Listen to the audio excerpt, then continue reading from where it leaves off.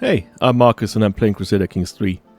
And first of all, sorry about the gargly voice. I had a bit of a party last night and I had way too many alcohol-free beers, if that's a thing. So my voice is a bit off.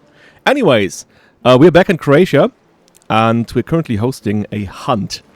Might as well get into it before I do anything else, but we're going to focus on specific things today. And that is related to the court that we're having. And in order to do that, I created this little supplement that I shared on YouTube. Little image that I drew with Excalibur. That where you did see the different parts of the court that we currently have. Because I somehow never get a proper... Maybe you know a UI mod that gives you a proper look at the court. Because I don't like the list view. Because I want to see connections, right? You want to see something that is similar to the dynasty tree. Where you would have your court and you would have the different entities, the different families, the children and so on. In more of a, kind of like a real overview instead of just having this list. Anyways, I did that, and I found out that we have these kind of families at our court that are very important. For example, Vasilko and his Rurikid family, and he's married, of course, to Princess Domoslava, and they're having a little girl now. And, of course, there's everyone's favorite, Prince Damjan, who, had a first son, and he sadly died. And now he has a second son, though we know whose son that really is. And there he is. And then, of course, we do have, and where is he down that list? We have George. And George is one of maybe the premier soldier that we have in our retinue, or the commander that we've relied upon greatly. That also served his father. And he's 50 now. And we know that since he's a giant, he's not going to live that long. So... I'm thinking about properly rewarding him at some point. He being married to Kvieta here, who is a descendant then of a Knez, so there's some kind of nobility in here as well. And that's the kind of major players that we have. Then we have our knights. Interesting people, right? Like Wolfiof here, who's an Anglo-Saxon, quite capable warrior, who's a bit... not the brightest, I guess, but he can beat people, and that's all that he needs to do. That guy is here only temporarily. He is going to leave. He's one of the retinue here because we have some hill guidance, I guess. He's a guide. Then we have Henrik here, who's Czech. So I guess we collected him along the way when we were up there for the coronation.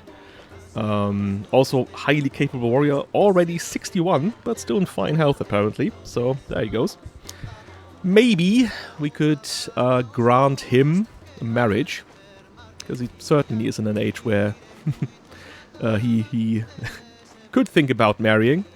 We only have the wet nurse at court, that would be suitable for that, not sure about that. Else do we have? We have some guests, of course. There's one of the insert paradox characters for whatever reason at our court. I'm going to ignore her. Interestingly, a 3-year-old girl as a guest at our court. That's a bit weird. Yes. There is Maria Di Giorgi here, and she is the mother of Kvieta. So there's that. Yes, the wet nurse, Blanca. She doesn't even have a child. Well, that's the weird thing about Crusader Kings, where, you would think that as a wet nurse you would have to have a child, because only then, as a woman, or in 99% of cases, do you actually produce milk. So, and that is kind of like the requirement for being a wet nurse. But again, what do I know? Things work differently in that universe, I reckon. And... she's already 44, so she will be gone from that position in 2 years' time. Though I guess we can keep her around. She's also a mastermind philosopher. Quite decent learning, so we might get her as a tutor when Blagoje here gets too old or something like that. There's Matiu, right? And he's a interesting one because he does not have any parents here, but I remember that we got him at the same time we got Benjamin, whom we found in a shipwreck, I think, somewhere in the Adriatic. And he's, of course, one of the more prominent members of our court now, being both physician and Karen master at the same time, highly competent in what he's doing. And he's also someone to, at some point, probably give a bit more attention. I have installed mods now that give us the opportunity to grant nobility to people. I think as a king that's totally fine. I understand that in administrative systems that is not the same as in feudal systems, but we are the Kralj, right? And the Kralj can appoint people to nobility if he so wishes. So there we go. Got another mod actually that, and for that matter I have to go, let's say, to Damjan, where you can actually elevate a family head. And that means he will create a cadet branch and establish his own, what's it called, estate. And that's definitely something I'm going to do, especially with Damjan, probably also with Vasilko, and maybe with George, in order to, yeah, kind of give them something in return for their service. And we also like, again, to placate Damjan a little. Give him something and then take away from him, right? That's his game. That's Josef's game, basically. Right, that being said, oh yeah, before I go ahead, I did install another mod. And that is a purely visual mod. But people, have a look at this. There we go. We go to split. And instead of the standard picture here, we now have the actual palace in view. Isn't that great? So now it's not only there as a building and on the map, but it's here in the holding graphic as well. Great stuff. It also replaces some other ones. There's an individual one for Zadar, for example. There we go. Only problem there being that this is obviously not a medieval depiction. That will be more of a 19th century depiction.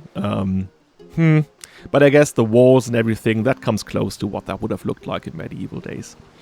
And I think there's some more ones that are individual, but for the ones that are not, we have that, for example. Sadly, there's this kind of gap here.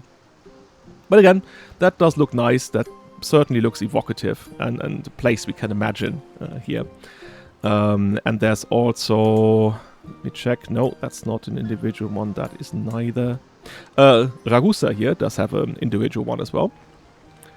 And I think that's the standard one for castle holdings on the sea. Again, looking very nice. And very much in line with what we would have here in the Dalmatian coast. Anyways, okay. Yeah, I've already said I wanted to start with the hunt, and then I start blabbering again. So let's do that and then get back to the other things I want to do. Of course, last time we famously saw Josip here taking advantage of the situation in the Damjan household and seducing his wife, Juliana, which both he and Juliana delight in, I think. She, of course, being a malicious person who's also callous. I think she's very much into this. But I do believe... Like, they are lovers, but really not in a romantic way. I think this is very much A, a sexual thing, B, something that specifically targets Damjan from both ends, right? So they like to keep him down. And for that matter, I would even say we make this a bit more insidious. And he was named Croatia. Now, I'm not sure if at that point the former court physician Croatia was still alive, because then he would have been named by the person that delivered him. But I guess that was in relation to Croatia, the former physician. Right? At least that's what we can think. But I do believe that once he is now christened, because it's November. Yeah, that would be around the time when children were christened. Then she would maybe ask to name him differently. And came up with something. And she wants him, I have to do this with a cheat because I can't do that myself, through the normal menu. Where do we have that? Change name. And she wants to name him Yoshko, which is the kind of diminutive version of Josip. There we go, little Yoshko. There he is. And I guess, yeah, we don't know if Damjan is already having a little... We will only see what happens when he finally gets to know it. It will end badly. I'm pretty sure of it. But that's the kind of game I want to play. It's not about, you know, long-term strategic things. Of course, they are there. But I want to play the characters as well. And with someone like Josip and his traits, I think he would do stupid things as well. That's a bit in his nature. And his understanding of being Kralj, right? He is the Kralj. He can do whatever he likes, if he so chooses. Anyways, we await the arrival of the rest of the guests. Okay, soon this will start. And there's some 30 days until it begins. Alright, our daughter is educated, good stuff. Bojana is here, she's not looking like she's in a very good mood. Does she suspect something? Of course, there's her matter as well. Like, why would he cheat on her? And I don't believe he sees that as cheating, per se. Their relationship here is friendly. Like, they like each other, but not in that way. And, yeah, by now it would have been apparent that she is not able to reproduce anymore. So, in Damjan's mind, there's really no real purpose to this marriage, apart from the connection to the Trpimirović. There we go. And he will act on that as well, but we get to that. So now, we seek a boar. Oh. That could end badly, actually. That could end horribly. Because I've said it before, he's a risk taker. Damn it. We have poachers here in the barn's slope. What? Poaching on the slope? They huddle together as I ride up with my guards, making a poor job of hiding the dead stag behind them. We did not do this. Please, have mercy, glorious Kralj. Their blades and bows belie their words. I guess I normally don't choose this option because I don't like the disadvantage here. But, again, he's a greedy man. So, I don't think, like, he is not, yeah, I don't think he has anything to gain from being a horrible person, so he will not let them hang. But I guess he also doesn't want them to just disappear. No, he wants what they have. And we get it. Good stuff. My friend Ugra is crouched down on the ground, humming cheerfully, picking geraniums. Is that again one of these things where it's like the 15th of January and we're picking flowers that aren't there? Beside him, my personal physician and Karen master Benjamin chatters excitedly, pointing at the petals. Kralj, what a bounty of nature! Look at these plants! Truly the wealth of the earth knows no bounds! We do not appreciate these simple treasures enough. Okay, that's a kind of bossy move here. That's, don't see that coming. Yeah, and also not accusing them of witchcraft. He couldn't care less about that. Maybe he does get him his wish and just lets them, okay, yeah, fine, have your way. If you think this is important for your work, and you can have it. But for the sake of, you know, I don't want to just make decisions here. No, let's have a roll. 1, 2, 3 is the first option, and he's a bit bossy, and my physician will have what he needs as the second option. It's a 6. So my physician will have what he needs. There we go. Go. Stressed. My vassal, Knez Tomasz, is the first to spot its sharpened tusks. The powerful boar is hard to distinguish, but there's no doubt it's there, observing us through the dense trees. It locks eyes with me, and almost as though the animal senses my intent, suddenly takes off in a flash of brown fur. Yeah, I guess in that case you would say after it, right? That is now, we are in hunting mode. We want to get this beast. I think Bojana knows what's coming. What do we do if he dies? Guess we can only see. Oh no, we can hardly keep up with the blasted beast as it darts and weaves through the sparse pines, squealing wildly. Scaling a rise and disappearing into a dense thicket, the boar is gone as quickly as it appeared, with only panting dogs and sweaty horses to show for it. Okay. Oh. The courtyard is filled with the familiar sounds of running and screaming as the children court partake in their play. Despite the noise, it is oddly peaceful until the pained shrieks of Stefania summon me to intervene. Stop it, stop it! Josip, Dominika keeps hitting me! That is Princess Stefania, and that is Dominika, our daughter.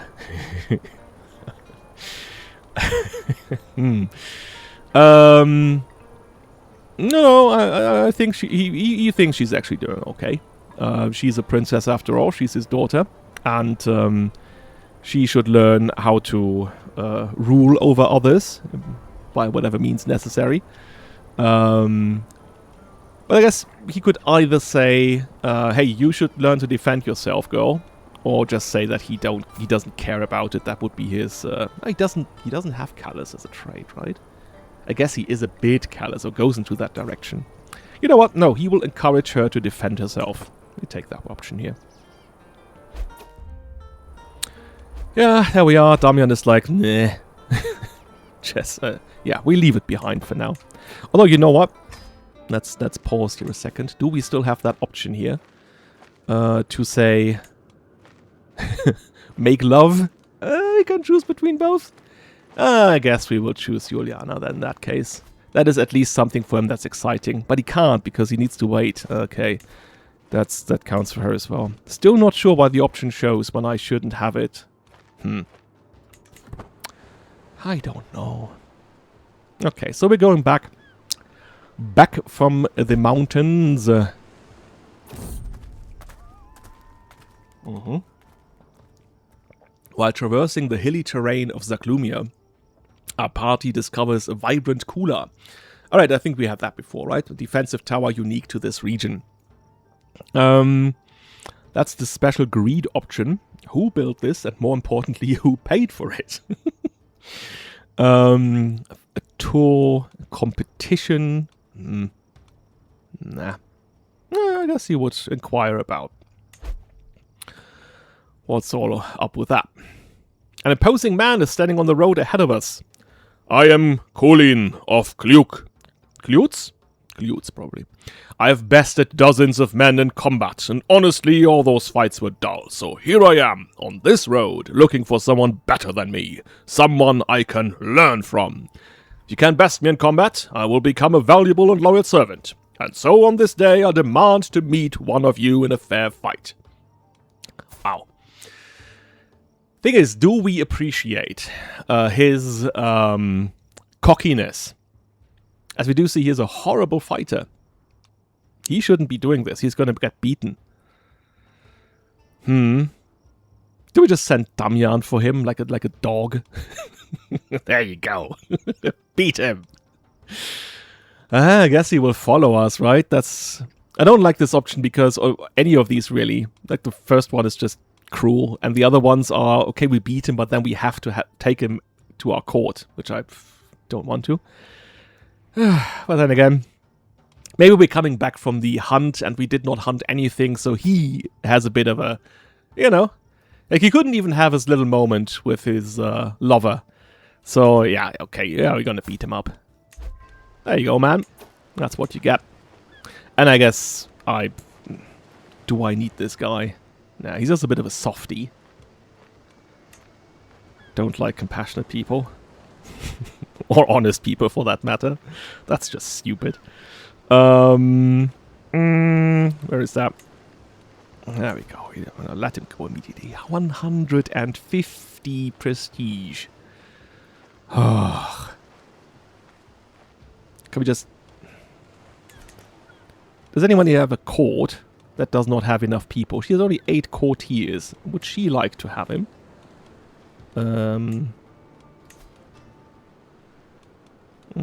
I guess not. I guess not on the list because he's on the road. I guess so. Alright, okay, you can tag along for now.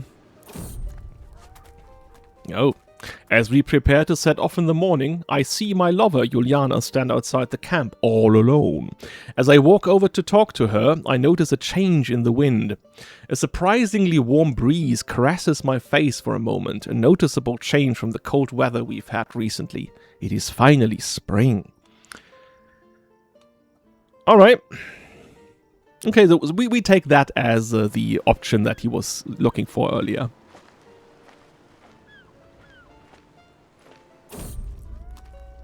Oh, and now we're caught outside. Just as we are about to set out, it starts pouring down. Rain as far as the eye can see. I can't help but curse my poor luck, but I had seen the dark clouds come in for a while.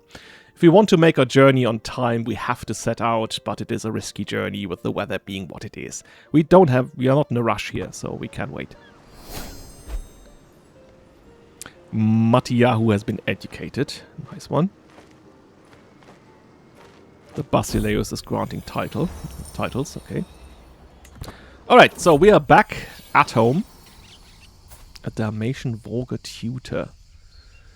No, I don't think we need one because we already have a lot of people at court that can speak the language, right? Yeah, quite a lot of people. Alright, so we're back. Let's do some things. Yeah, I've been asked about, or reminded, I should rather say, about the possibility of reforming the culture and creating a new tradition here. Yeah, so we do have 2,000 prestige right now. So there's some on offer, like cultural blending, for example. But these are all, yeah. I mean, hill dwellers could be something to think about. Huh. Hill farms. Hunt success chance in hills. Development growth in hills. We do have a lot of hills. So that could be something. Let me just check. Where is the simple terrain mode? I guess everything that's brown here is a hill. So we have more mountains than hills, really. Like 1, 2, 3, 4, 5, 6, 7, 8, 9, 10, 11, 12, 13, 14, 15, 16. No, that's not Croatian, though. I think that's Serbian. I'm not sure this will be that much of an advantage. May just help us. And there we go. This is about Croatian culture, right? So that only counts for these counties here anyway. So we might as well get something different Let's check again. I said before that I wanted to take Glagolitic script because that would be a historical thing. That actually happened. The creation of this script kind of was a very pivotal moment in the furthering of the Christian cause in Croatia. It's 4,000 prestige though, and I'm not seeing us getting there anytime soon, so may as well wait still. Cattle economy. Rulers may raid over land regardless of government. I guess we can do that already. Unlocks the cattle rustling raid intent. Rustle for some cattle. Yeah, herd conversion. Yeah, okay, herd capacity. Then, army movement speed is nice, of course, but yeah, not for just that one. No, I guess we'll wait until we get the Glagolitic script, but I guess we're also going to invest some prestige in a moment, so we'll see to it. We'll get there eventually. If you do have an idea which cultural pillar we could take, then the tradition, then you can tell me in the comments. It needs to be something that we can actually look out for, right? Because most of these are quite expensive. So, yeah, don't see that coming anytime soon. Like maritime mercantilism, that would be nice. Although, again, that is that would only count for the Croatian counties, and we would need that for the Dalmatian ones. They already have it, okay.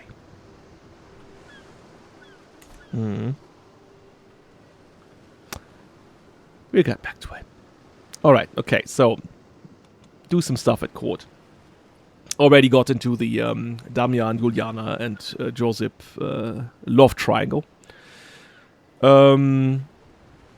Yeah, I thought about our accolade that Damjan is having, and it's called the Bearer of the Kralji's Shield. That is very evocative, but something that would actually be a real position that somebody would have had is being the Bearer of the Banner. So that's what I'm going to rename it. So he is actually the first, right, in the Vanguard. Makes total sense. And he is carrying the Banner of Croatia into battle. That gives him obviously a very, prominent position in the army. And I guess people follow him, right? He's a leader. He is someone that people follow. Yeah, I took a look at... Obviously, we still have that treasury thing going on here, which I'm never too sure why it happens. So, there we go. But we do have some options here to lower the cost, at least. I guess we don't need to hunt anytime soon, so we can get rid of that. And yeah, we don't have to have him compete in our name. It costs so much, like 0.37 per month, for only plus 0.1 prestige, so nah, we don't need that. Anything else we don't need? Do we need that? No, it's legitimacy +1, but we are almost at maximum, so we don't need that either. And you see, we are down from -6 to -5. That's quite good. That is good to me. I guess everything else is fine. Then, oh yeah, I did see that we could have the children study more languages. What's that?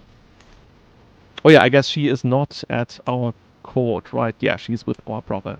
So she can't learn languages at court. She already does. But our son can learn a language. I guess Anglo-Saxon or English doesn't make any sense. Would be either East Slavic or Czech. The Czechs are quite close to us, right? So let's pick that one. Czechoslovak. And we can actually drill him a little. Logistician or defender? Which one do we think should he learn first? Obviously, that one has a 100% success chance. But I do want to do this a second time, and the second one also already has this kind of negative modifier on it, so logistician will become even more difficult to learn. And I guess logistician is something that we can get behind. That is our primary thing. Defender is obviously important, but for someone like Josip, that's not that much of a virtue. But yeah, our son needs to learn how to command armies, definitely. Right? Yeah. He's not turning out well, is he? But I guess that's his thing. He's not someone to... Oh, what do we have here? Plavanek looks bored after looking at the military tactics on the maps for hours by now. I get up and throw him a sparring sword and shout, "Let's go outside. First direct hit to the body wins." I pull out the training sword, ready to fight. Plavanek grabs his and immediately gets down to business, striking fiercely, but precisely. We fight for a long while, but with no clear winner in sight, the exhaustion gets better of us both. What? Let's rest, we can resume it tomorrow. He initiates a break, but I reach into my sack and hand him a piece of pizza. What the hell's going on? No, we can't keep going. I don't think he has much patience with him here. Yeah, no, we will do this until it's done, right? There you go. When I take the time to teach you something, boy, you better listen. And we are going to do this. Right, okay. So, something else I want to do. This whole kind of love relationship thing with Juliana, who's pregnant again. Ooh, okay. Well, I guess it could be from Damjan. Maybe we'll never know. But, obviously, I said it before, there's no real love involved here, no romance. And then again, he doesn't really have these romantic feelings for Bojana. I don't see it coming. I don't see him romancing her or anything. Let me just turn these off again. So, and again, he does not wish to have that kind of relationship with her. He does not wish to go over there and have sex with her or invite her to visit or so on. He likes to have her around as a friend. But then again, his nature might have him look for someone actually who would fulfill these requirements. Someone whom he could admire and love and shower with gifts and all these kind of things. And who would be with him when he wants it. And maybe who he could also produce some children with, who would obviously not be heirs, but at least they would be his. And that's what I was thinking about. That's maybe something he could do, or would do at this point, because he feels awakened, right? This whole affair with Juliana has invigorated him to a degree. He feels more manly than ever, and he needs an outlet for that. I talked with you in the comments about this, and yeah, it's the whole situation where it would be like divorcing Božena to marry someone else. That is not going to happen. We already have children with Božena, so she has fulfilled that part of a promise. I guess we could make the case that she's sterile. Then again, we have the children. She is of a very prominent family as well. She's not no one. Yeah, that doesn't seem realistic. But he could look for a concubine. Now, that's a mechanic that the game has that is not reserved for Catholic rulers. But we can do it to a degree. I think I've done that before in another playthrough. So I guess kind of cheated it. You can determine someone to be a concubine through the Divine Intervention cheat mod. But yeah, I guess some of you are right when you argue that he should have some repercussions if he chooses to do that. And I agree. There should be repercussions for that as well. We're not going to do this just to, cheese, even cheat to get something that we don't get any repercussions for. So what I think I'm going to do is, he's going to look for someone and find someone that he feels would be his right partner, and we're going to romance that partner, possibly have a child, and whenever that boils up, or whenever he gets the chance to say that child is mine, which he will at that point, then he would get the adulterer trait, and at that point we can take that woman as a concubine. That would be my kind of, let's do it like this. Then he has the negatives of that. At the same time, he doesn't care and continues. But because the thing is, and that's what I hate about the whole affair thing and how it's handled in CK3, is once you have that lover and you keep producing children, every time that person gets pregnant, you get this pop-up where it says, "I did not know this would be happening," and we're like, yes, of course you knew. And whenever that then happens, you subsequently always get a minus piety level, devotion level, and I guess you get that once, that's fine. But after that, it's just, yeah, okay. He just keeps continuing to do what he already did. I did have a look around for suitable candidates, and that my criteria list was obviously they had to be very beautiful, but also they had to have some traits that he would admire in a person. And yeah, that would be basically it. So I did find a person like that. And she is at the court of Jupa Nikodemos here, who's a Greek. And I think she's Greek as well. Let's take a look. And where is she? There she is. Zoe Beriotes, a Greek woman living here in, what is that? I'm not going to click on it because then I'm away again. Chaso.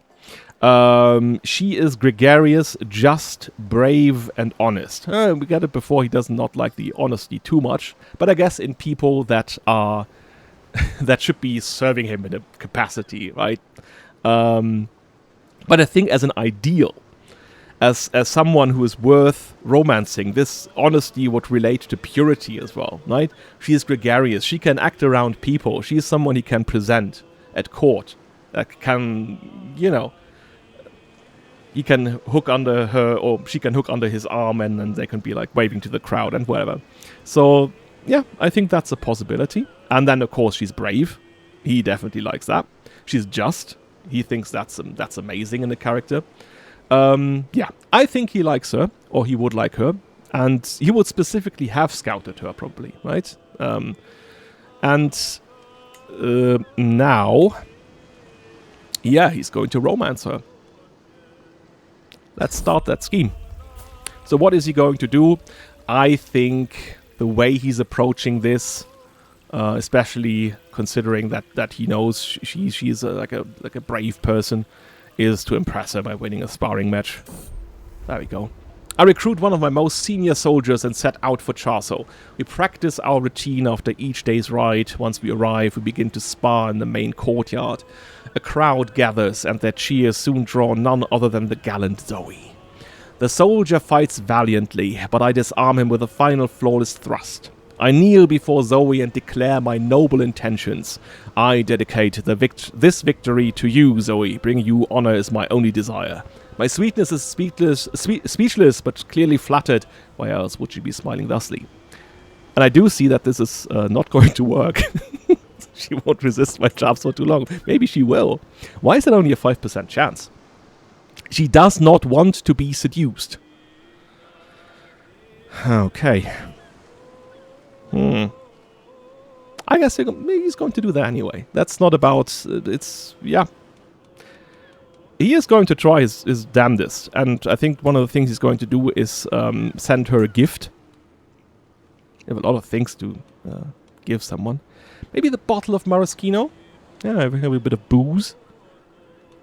Or the wine. The crystal goblet. I guess the bottle of maraschino is a nice first gift to give someone. Damn it, she doesn't want to be seduced. Why? Why do you not want it? I guess that's a first thing. Maybe we can see how this goes. And I don't think he's someone to give up that easily, right? During one of our lessons in my hostage Stefania's chamber, I noticed an impressive amount of rocks neatly displayed on a shelf. One of the stones stand out in the collection. It is quite rough, but upon closer inspection, there's a deeply red, brilliant hue contained within. Stefania notices my interest as she picks it up and hands it over. You can have it, Master Joseph. Oh.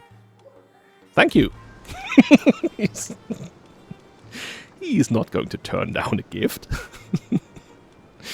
Would I like to have that one equipped? I think I like the renown option here, and I do like that one as well. No, it's nice to have. Nice to have. No. Oh. Offered to obtain his prisoner. I was thinking about that boy. And setting him free and keeping him at court, actually. But I guess this option suits us as well. Just for a weak hook. I guess I can turn hooks into gold, so... Alright. There you go. That should now pop up here. Who does it? Oh, I can demand... Oh, a second. There, payments. I can demand acquaintance from your acquaintance King Botond. Do I need that for something else? I think I was keeping that one for maybe if I wanted to marry off his daughter to our son. Would he do that anyway? Yes, he would.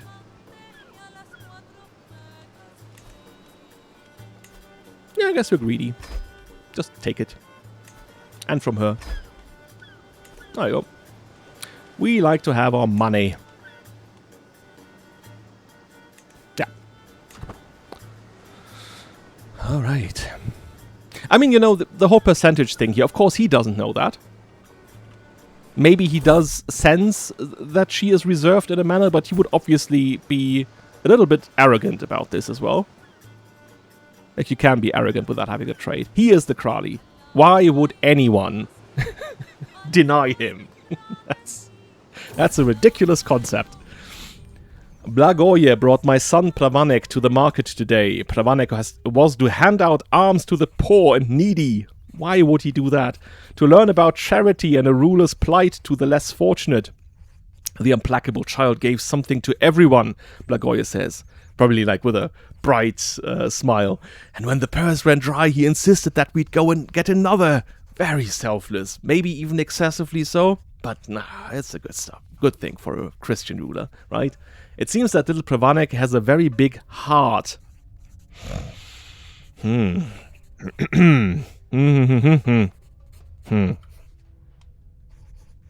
mean, obviously, again, I don't like to create rulers that are just a carbon copy of the former one.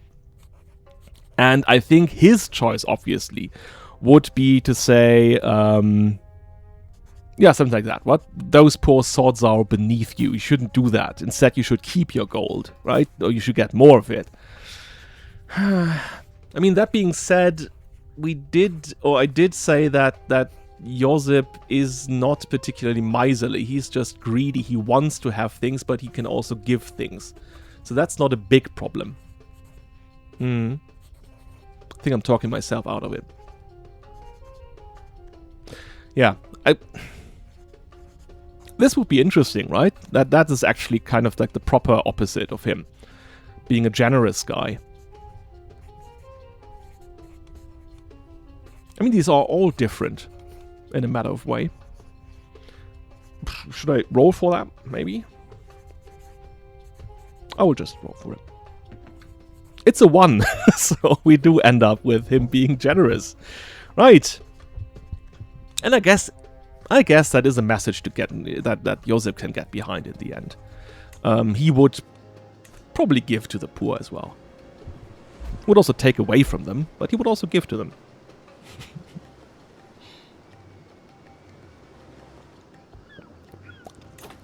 Right. She had another daughter. Okay. We can sponsor someone. Sofia Arpad. Ooh. My guest. Oh. Royalty. She wants to write a magnificent book. Her skill is legendary and renowned throughout the world. Be my guest. Only 50 gold. Yeah, in that case. Go for it. Ah, it's that again. I did it again, right? 50 gold was for getting her to the court, and I did that. I always do that. Okay, so that's probably 50 gold wasted. Because you would have joined the court anyway when you sponsored the inspiration, so there we go. I'm stupid. Okay. 181. Yo, go for it. Thank you for believing in me, Your Highness. My beneficiary, Sophia, smiles nervously before tilting her head. However, I'm not sure what to write about. Recently, I've been interested in topics related to scholarly matters. Do you think that would be a good focus for the book?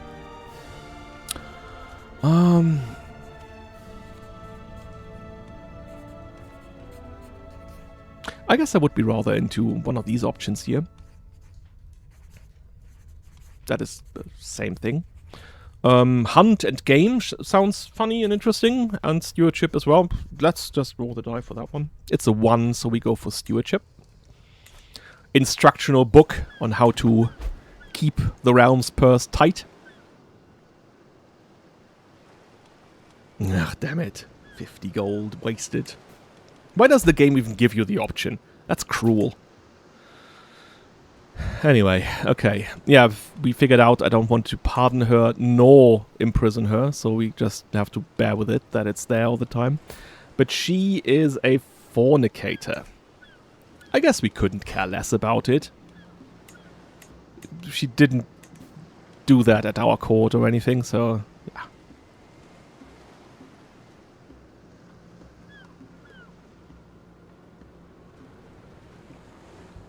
A bit of a naughty nun, though. Oh, we have a wedding.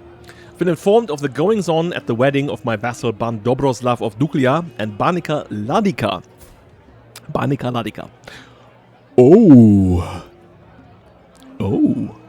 he married a Trpimirović and the sister of Castimir.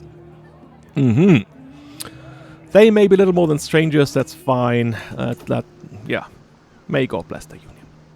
I was asked about, and I think I will do that, taking over Ragusa. I think that makes total sense. That is still part of Croatia in a de jure way. And we want him, yeah, probably to have his lands reduced to Serbia. Or Duklja here and Raška over there. So, while he still is okay with us, let's take that from him. As you do see, right? Everyone hates it, again. People don't like it, but if they will just have to live with it. So there we go.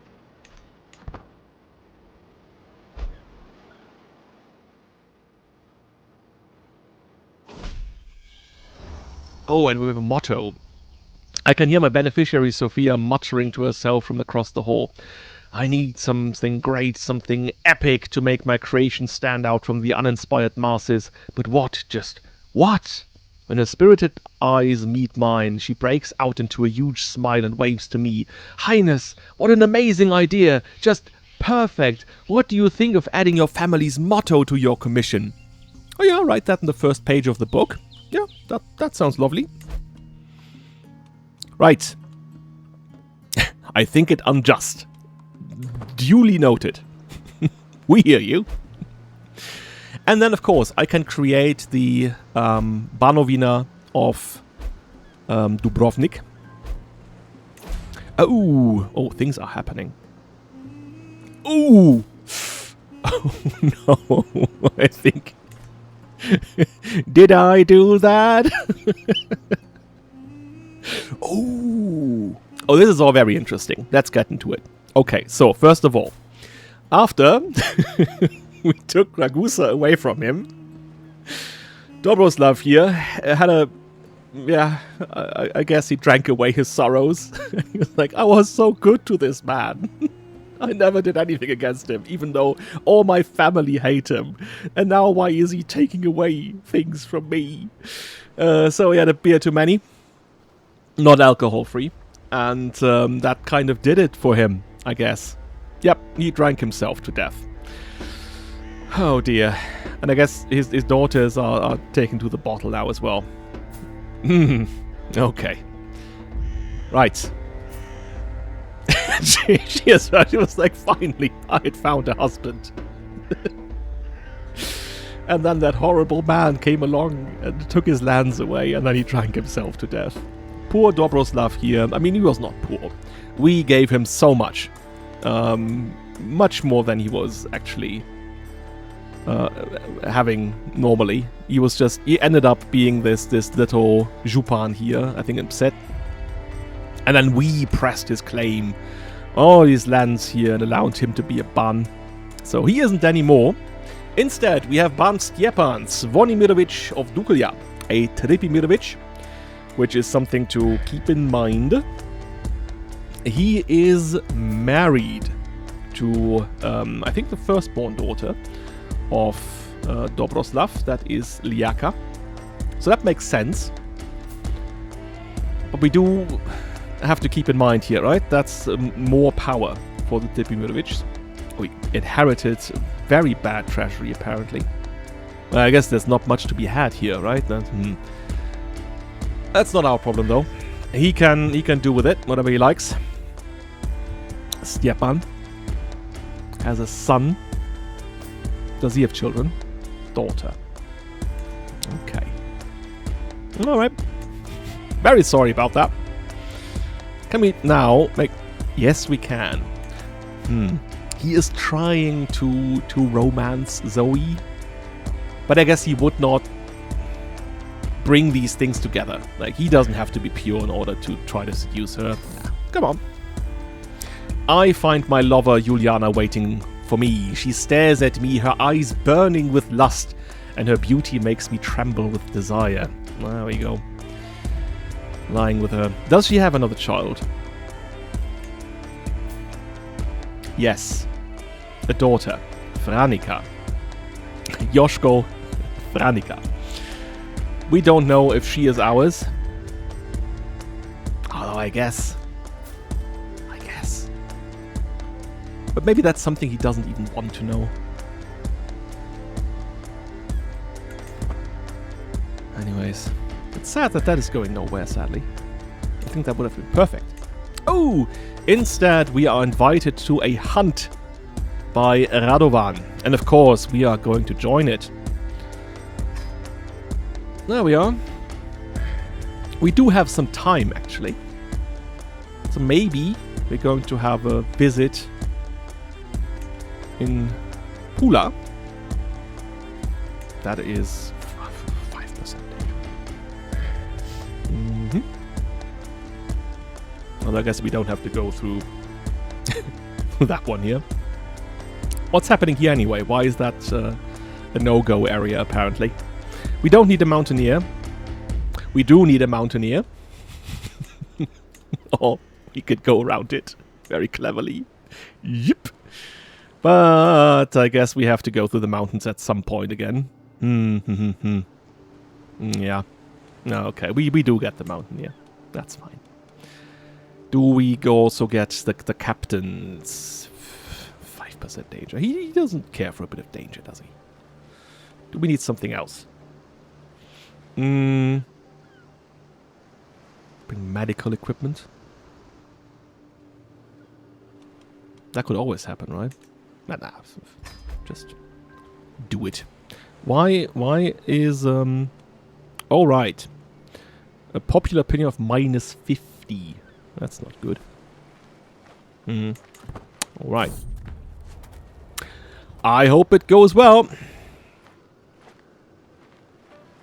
I mean, if she resists, like, how would he actually react to that? Would he feel slighted? Would he be like, okay, you don't want it, I want it, so we will have it? Interesting. We will see about that when we get there. Alright, got some martial lifestyle experience. The free lands of Kipsila, not free anymore, I guess. Ragusa gained chafing control. Oh, your marshals errors could cause that. That is a problem. That could lead to an uprising. I find my beneficiary Sophia surrounded by scrolls and manuscripts, furiously flipping through pages. Highness, there are so many areas of stewardship that are worthy of attention, laws, trade, money. I don't even know where to start.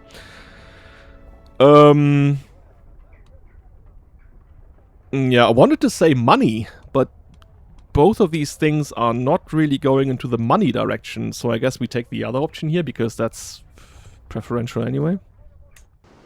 If there had been an option that said focus on money, then I would definitely take that one.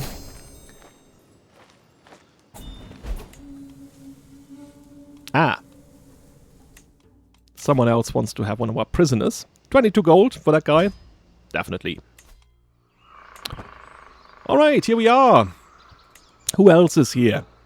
Oh, I guess all of our best friends. Uga and Castimir. The local Jupans. Dulmus is also coming along. Okay. Jupan Berthold. There we go. Berthold von Seringen assembles the party as the sun rises over the camp in the grasslands near Samobor. My many gamekeepers and flushes have been poring over the area for tracks and fumes. There is clearly a small roebuck nearby, but no recent traces of larger game. Ultimately, Ban Radovan decided he wanted to hunt a roe. Let's do that then.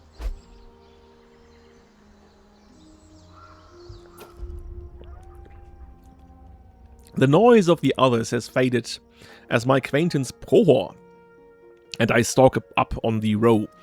We are almost within striking distance when Prohor whispers, "Now that we are finally alone, there's something I have to tell you about Lady Dragena." About Lady Dragena? She is the house head of the Šubić family. Ooh. Yes, I want to learn the secret. What secret does she have? She has a lover?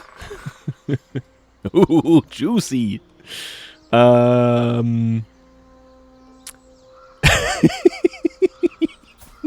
He told us. I guess he said that to make himself interesting. He's like, I gotta tell you something. I boned the head of the House of Trpimirović. Like, yeah, good for you, mate. Good for you. But I guess it's even better for us, because we get to have a strong hook on her now. So there we go. Well done, mate. Well done. I'll blackmail you too. That doesn't serve any purpose, though. I guess we gain some influence. Nah, but he's inconsequential. Thank you for being stupid, though. He is a shoe bitch as well. Oh, but that makes it way more interesting. Hello. Are they related? I guess they are first cousins. Or, no, that is Strezinia. Oh, that's Budets. Oh no, that is his father. So, what does that make her? His aunt? My brain does not compute. You tell me. Oh,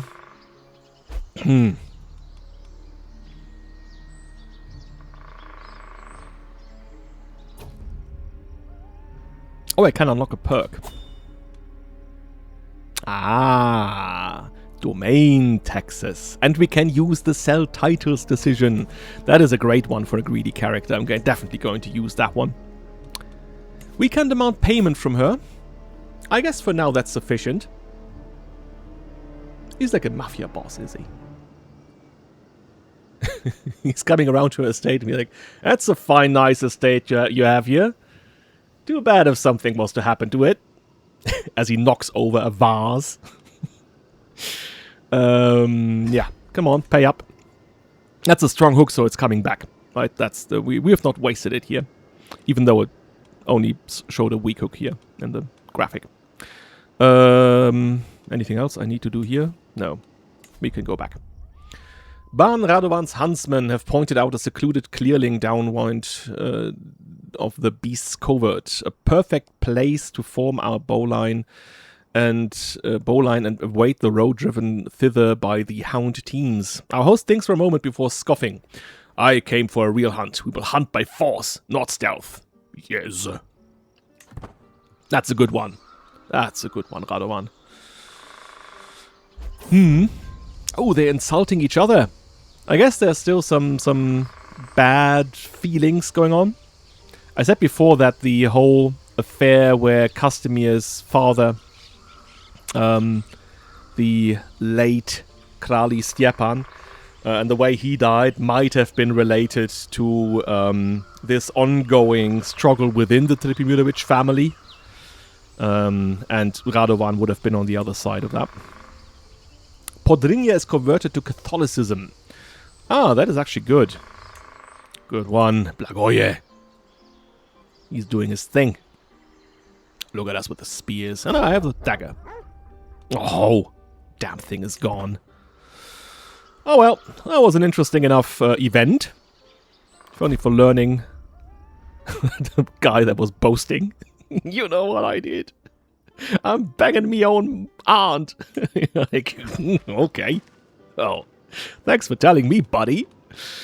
Oh yeah, I might have to pour some more private coin into the treasury. My hostage has been taught. Okay. Hostage, not hostage. As you travel through the plains of Pug Island, you come across a group of local shepherds tending to their flocks.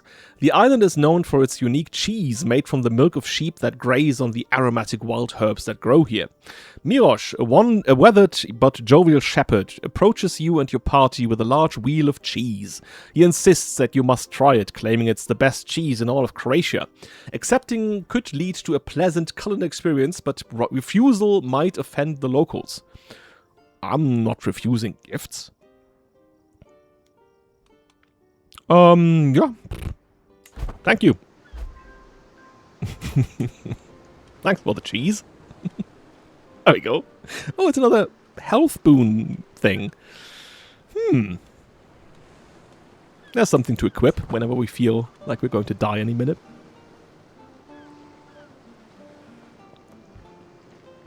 Or gift to someone who's in bad health. Ooh, the Walnut Tossing Festival. You heard that before. As you navigate the rugged terrain of the Dalmatian mountains, you come across a lively scene. The locals of a small village are celebrating the feast of Saint Michael in a unique way. They are tossing walnuts down the mountainside. Yeah, I think we had that before. Who's afraid of walnuts? Huh? I guess he's into doing games because he, yeah, again, another missed hunt and so on. He wants to do something. Oh, Stefania has seemed quite distant and cagey around me lately, avoiding me in those moments of contact we have. When I finally catch a moment alone with her, I place a sympathetic hand on her icy shoulder. She just shrugs it off and backs away from me. What do you want from me? Every moment we are together is simply torturous. You're a swine and I can't wait to get away from this place. What? Nah, I don't think that's any way we want to interact with her. I think he would even lash out if he had the option. But in that case, no, he just simply, like, he shrugs it off. He's like, yeah, keep bickering, child. You are here for a purpose. We are not meant to be friends. Ah, finally home. In Split again. Look at this. The glory of our palace. And work off some stress. We don't need to do that. Right, so we can actually create... how is that? Try as I may, the affections of Zoe, a noblewoman from Charso, still elude me. But I can feel I'm onto something. I'm onto something great. Of course he is. With my tutelage over my son Pravanik, I may be able to succeed in my courtship yet. A little nudge, and perhaps Pravanik would sing of my virtues and prove that I have a way with children that any woman would find irresistible. Yeah, I think he's definitely going to do that. He's not desperate, of course. Of course he's not. But if he can use his own child for him to seduce another woman, he will do that. He's an opportunist anyway. There we go. I send Pravanik over to the target of my affections, and in no time at all, Zoe is looking over at me with a smile on her face as she speaks with my young ward. Good for you, Pravanik. Good stuff. What a wonderful child I have. It's not doing anything, of course. But yeah, maybe we give him a gift because he was good. He was a good boy. Good boy. Here's your very ugly hat. No, that would be cruel. We can, I guess, gift him. Maybe how about the crystal goblet here? Yeah, that's a suitable gift for a young prince. Oh. Where is it? Where is it? There. Ah, I guess yeah, it shows up because we have lands here. Still. The famous Croatian lands of Zürich and Fürstenberg. Yeah, obviously. Oh, he's been taught. He's doing well, is he? He is doing well. He is my guest now. Interesting, okay. So we just sold him off to someone else, and she let him go, apparently. And now he's my guest. Can I recruit him to my court? 30 gold. I guess I've wasted more money on things I didn't need. I am attending a social gathering in Charso to spend some time with Zoe. The mere thought of touching hands makes my heart jump. Oh, look at him. But when I arrive, I find her stuck in a conversation with my vassal, Lady Dragena. The miserable woman drones on and on, totally oblivious to Zoe's discomfort. Dragena? Shoot. I guess my charms improve any conversation. What's going on with that? With a swagger. It's not going anywhere. But he feels very confident. He's like, hello. You? Me? You? Me? There we go. I have not seen my honeycomb for some time, so I head to Charso in the hopes of finding her. It takes some effort, and as the day begins to fall into dusk, eventually I find her wandering alone in the expansive gardens. She appears lost in thought, perhaps preoccupied with some pressing matter, or even waiting for someone. Even so, my heart leaps with joy. It occurs to me that this private location under the blazing colors of a sunset might be the best chance to declare my love. If I cannot risk the embarrassment of such a revelation now, when can I ever? Of course, we steel ourselves to step forward. As soon as I stepped out of the shadows and greeting Zoe, I knew this was a mistake. She started and then apologized nervously as I attempted to break the ice and turn the ensuing stilted conversation into something more appealing. She kept trying to excuse herself, and it wasn't long before I discovered why.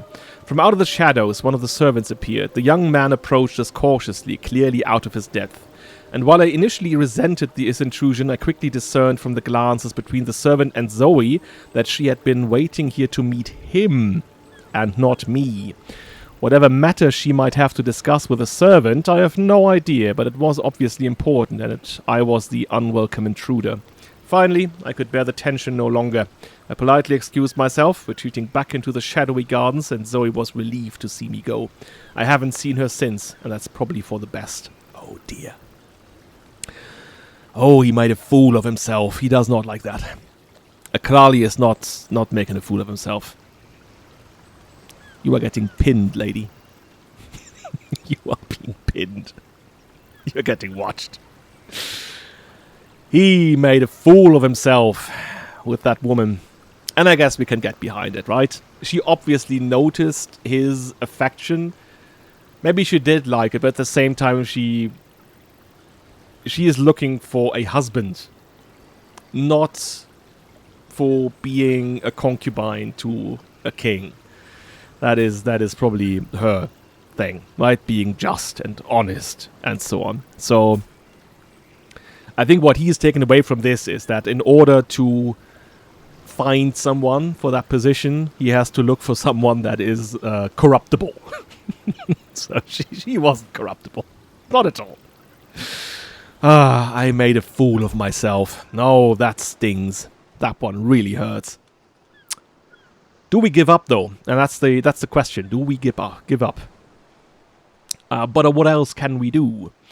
I guess what we could do is, although he is not a direct vassal.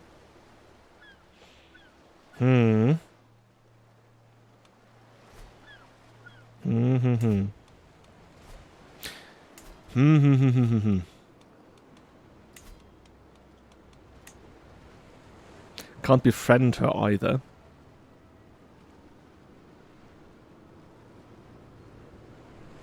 Offer guardianship of a ward. We would need to have her at our court. And then we could have like a seduce scheme if we had a feast or something like that. That would be possible. At the same time, he'll just... Yeah, he'll have to chew on that bone for a while. Oh yeah, Dobroslav is dead.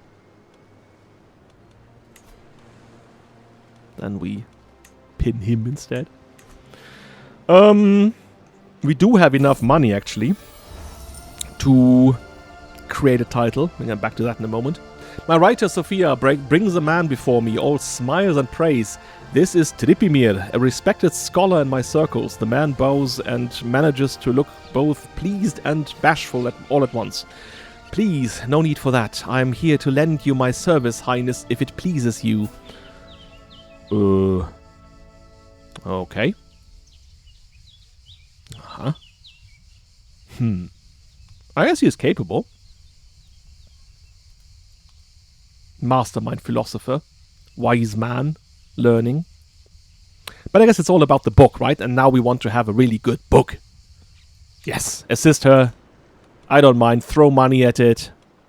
I want to have the best book possible.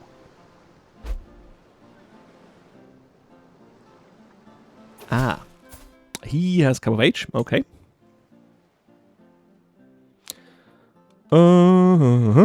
He has studied the Slavonic language for many moons.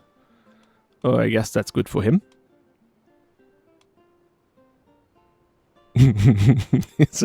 Is he in a kind of salty mood?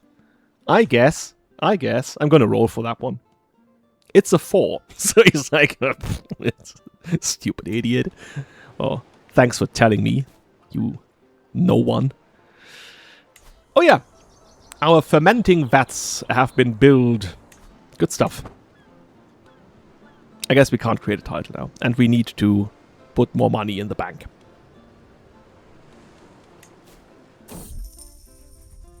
It is my right and responsibility to determine what coinage is to be used throughout Croatia. The choices I make will determine how the coinage, and by extension my realm, is seen throughout the world.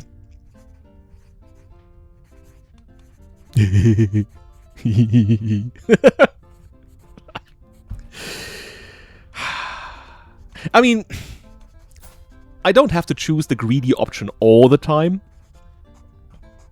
Because greed goes in different ways too, right? This is not just about money. This is about having things.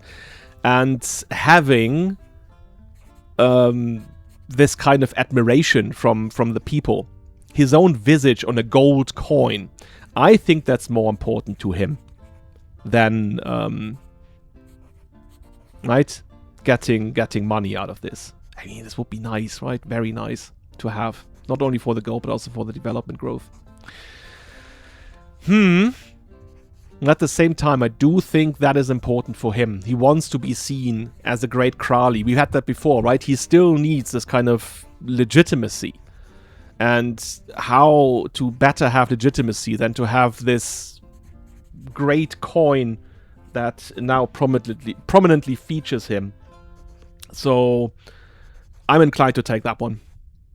I would have liked to take the gold, but I will get that one.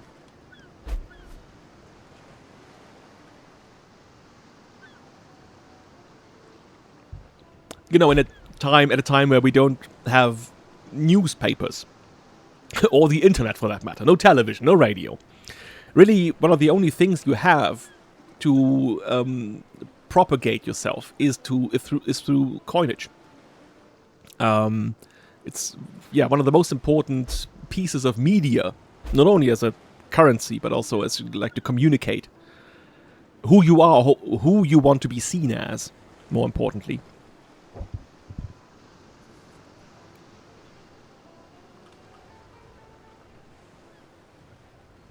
Yeah. Oh, he's fighting a war. Expansion. Aha. For that part, no. What exactly does he want to have? I will see in a moment.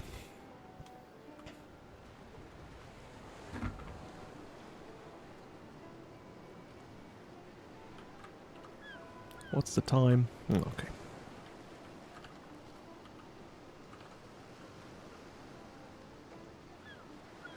Ugh, the money problem. I think we need to throw some more into it. Oh, there we go.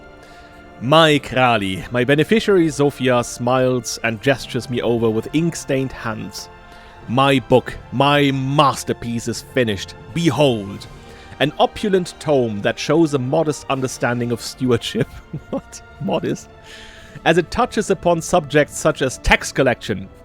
The cover is velvet that has been embroidered to display a repeating image of rose flowers. I guess I would be impressed because it's... Oh, we get 3% domain taxes. We gain more prestige. And we get stewardship lifestyle experience. Oh, that's grand. She did well. Very well. I am impressed. That was worth throwing money at. Let's display it. Maybe more prominently. Maybe here. Yeah, that looks better. What is that anyway? Ah, that's furniture. Okay. Alright. We got that. A nice book. What is happening here? Alright, no, she's disembarking over there. The Empress. I still don't know what happens there. And why that happened. Again. Oh! Petar! I guess Petar had a drink too many as well. And now he's incapable. Yeah, I guess when you're incapable you can't work as a poet anymore. Oh! Warfield, actually. Hard-headed, witless Warfield turns out to be a poet. He creates nice poems like, I love you, you love me, let us make a family. Like, oh, fine, that's great, Warfield. Thank you. Okay. Go ahead. Create poetry. Maybe even have him... that costs money again. But I do want to see what kind of poetry he would create. So some kind of... yeah.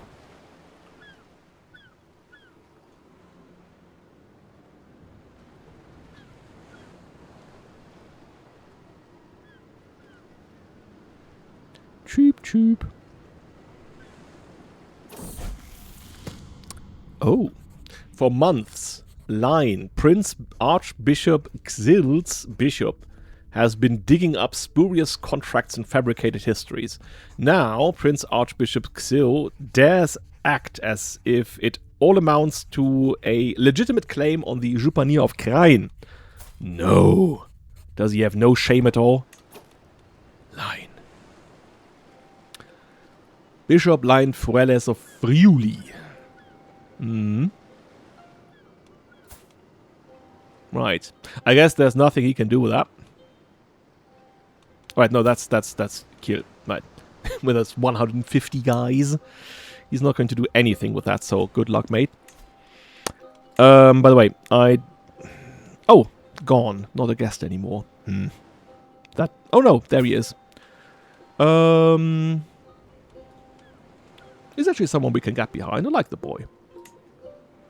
Let's recruit him to court. Poor guy has a bit of a fit every now and then. Has a crush on our daughter. Ooh. Lucky for him we don't know that. And wants to learn. Learn. But I want to have him educated by... or do I? I guess he can stay Franconian. That's not... yeah, not too much of a concern. Yeah, Lagoria will show you how it's done.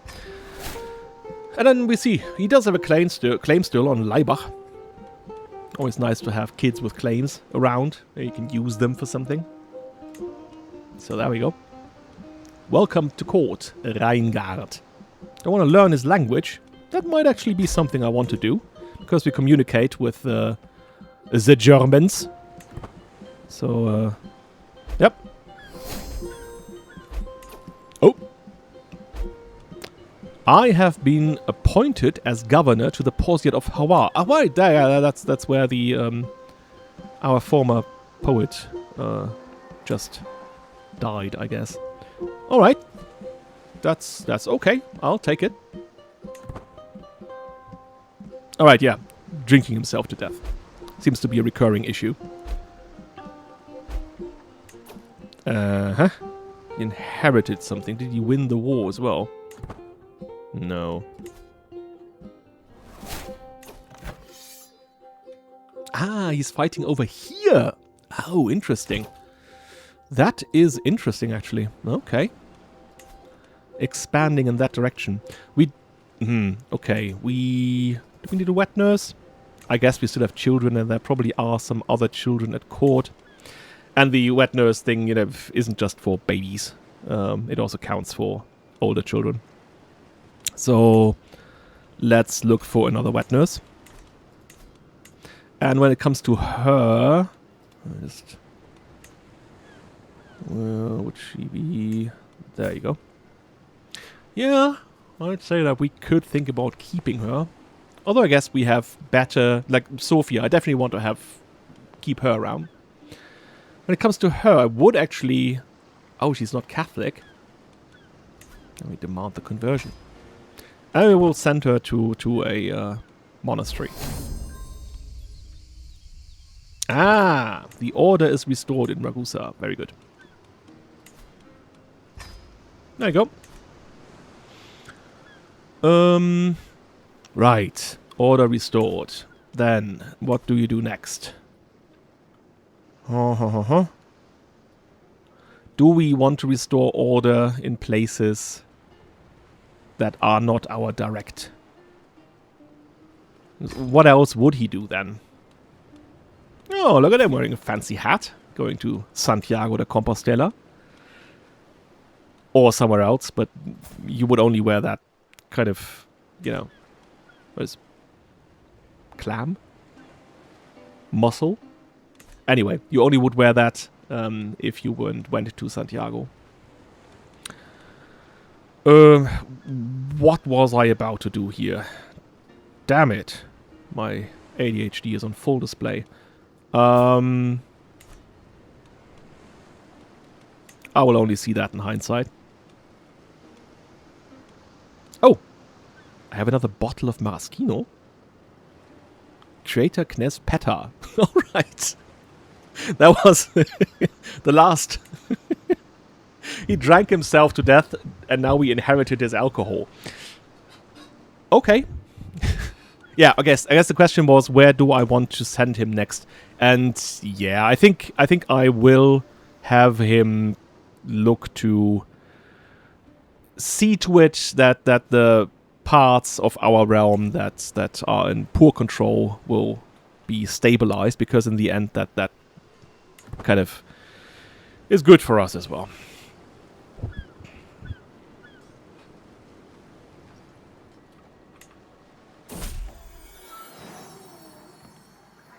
Yeah, there you go. I'm sure you will serve God well.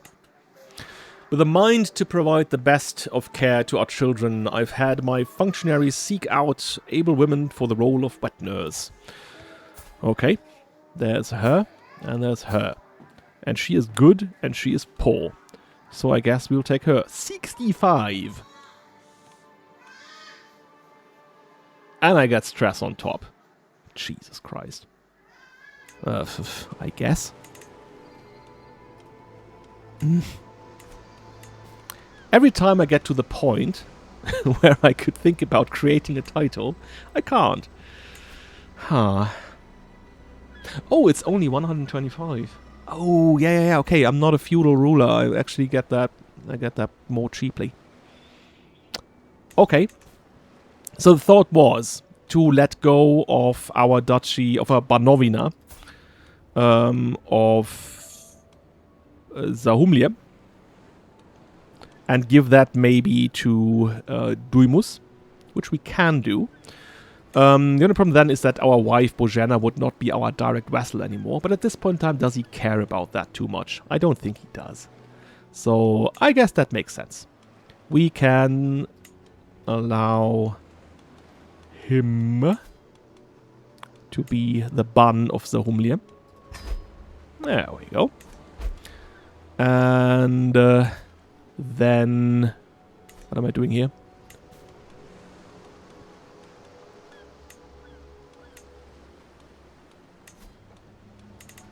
Yeah, pour some more coin over here. Create that title. Yeah. I guess that makes way more sense. Now that we've just elongated our rule across the Dalmatian coast. She is now our direct vassal. Yeah, well, what can you do? There's a new name among the magnates of the Kralj of Croatia. The Bebek family has gained the right to be considered part of the nobility. Yes, of course, because he's now a mighty Ban. Through corruption, intrigue, or actual worth. That I can't say. Why can't you? You've made him Ban. Jesus Christ. He's a weird man. He is a weird man sometimes. Right, yeah, something I wanted to do actually. Maybe I'm getting back to that now. Was to let Damjan have... Oh, she got rid of the kid, or she lost it. Oh, damn it. That sometimes happens with lovers. Like or that's that part of the game, I guess, because the game does not want to have too many children running around, I guess. That children of lovers sometimes just disappear. Or the pregnancy disappears. Anyway, she is still our seneschal, right? So she is in a prominent position. But I guess we can put Sophia in that place now. Because what I'm going to do is... I am going to elevate Damjan as a noble family head. If I do that, though... If I do that... Will he stop being the Kralji's banner?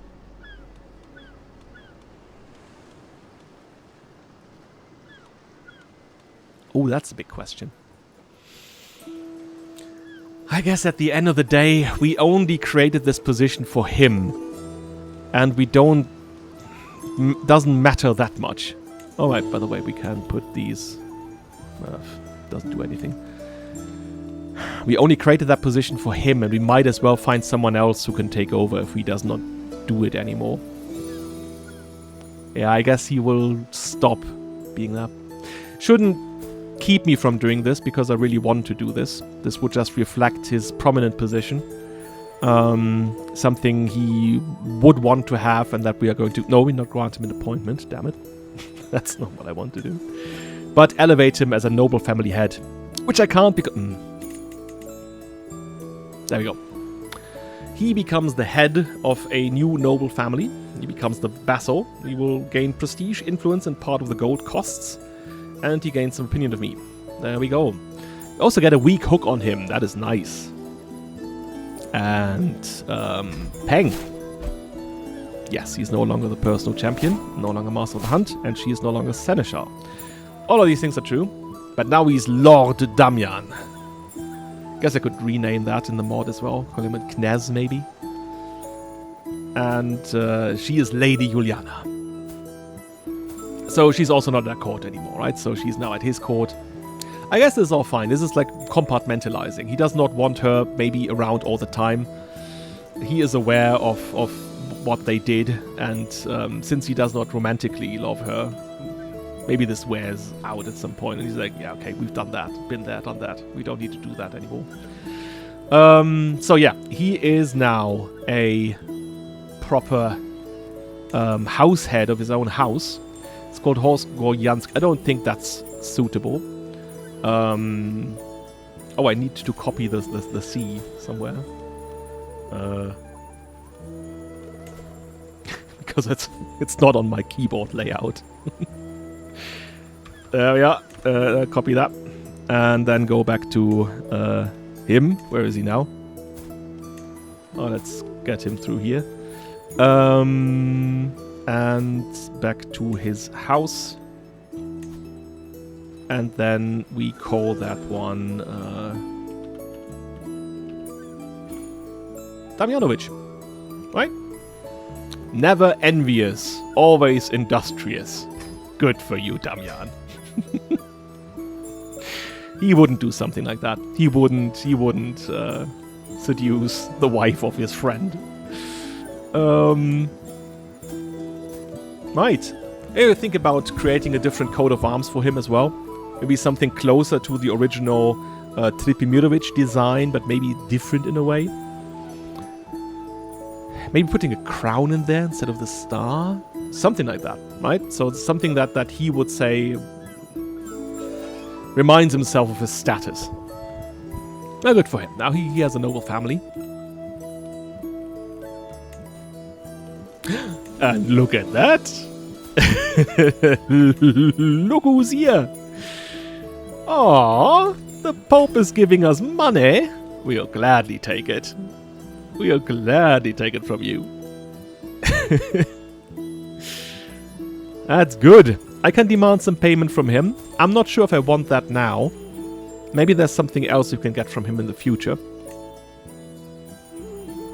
Maybe even thinking about marrying the daughter to our son, even though we know that might as well be our own daughter. I'll think about it. He can't be too sure. She might as well be his daughter. Because they were able to have children, right? Yes. Yeah, right, yeah. Oh no, but he is the Kralji's banner now. No, that's fine. That is fine. That is actually befitting of his station. Georg. But we don't have a successor. And I guess he's already 52. And he is losing prowess because of old age. So I guess we should do that then. Look for a successor. Right. Dobrović. Lord Damjan's Carol Master. Okay. I have considered your plight and decided to grant your request. Yeah, this gold will heal my aching coffers. Ah, bless the Pope. And then again, now we have -5. Is that tied to how much treasury I have somehow? What? I gain stress from putting money in the treasury? You've got to be kidding me. Ooh. I guess I'll work off some stress then. It's sometimes hard to find the motivation to remain consistent when exercising by myself. I could try to find myself a partner who then would not only motivate me on bad days, but would also be someone that I can compare myself to when tracking my own progress. Oh yeah, I guess he likes that. Oh yeah, let's train with Georg. And then he becomes my friend. Good stuff. I could again think about creating titles, right? Croatia. Do I want to create that title really? No, I don't think so. Again, we can create Serbia, but I'm still not doing that. Like if we had a second son, that would probably run into complications, I think. Or maybe one of the Trpimirović could, for one reason or another, inherit it on his death. That would be problematic. No, first of all, we should have the whole lands. I'm still not seeing that coming. These Cataphractor here, they are really what will be breaking our backs. And the Varangian guards. Like with those 800, he can, whatever we bring into the field, we'll just wipe the floor with us. And again, if we attack him, then other vassals of his might join the cause. And yeah, that all might end in disaster. So here he is. He is actually now a full-blown noble. What was that? My vassal. He's not a powerful vassal, so I don't have to have him at my council. Oh, today I'm meeting with some lower-ranking officers who command my troops on the battlefield. There's one officer in particular whom I find interesting. This fellow is somewhat old and most noticeably wears an eye patch. After I ask about how that eye patch came to be, I'm entreated to some long-winded but fascinating story about how my officer got that eye patch. But what happened to their covered eye, the experiences fighting with only one good eye, and so on. The officer's rambling does drag on for quite a while, however, and I need to continue my inspection. Okay. I get some anecdotes. I'll just roll for it. If it's something I don't know what to choose, then I would just roll. It's a 2, so we listen to him. He does have something good to say to us, and then we will learn from it. Why is the game laggy? Hello?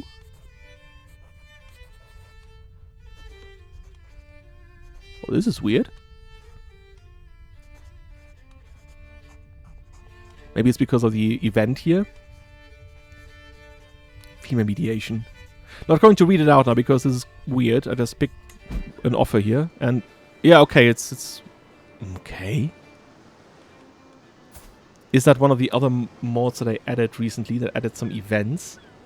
I have to look into that, but yeah, I don't want to have lags. Ugh.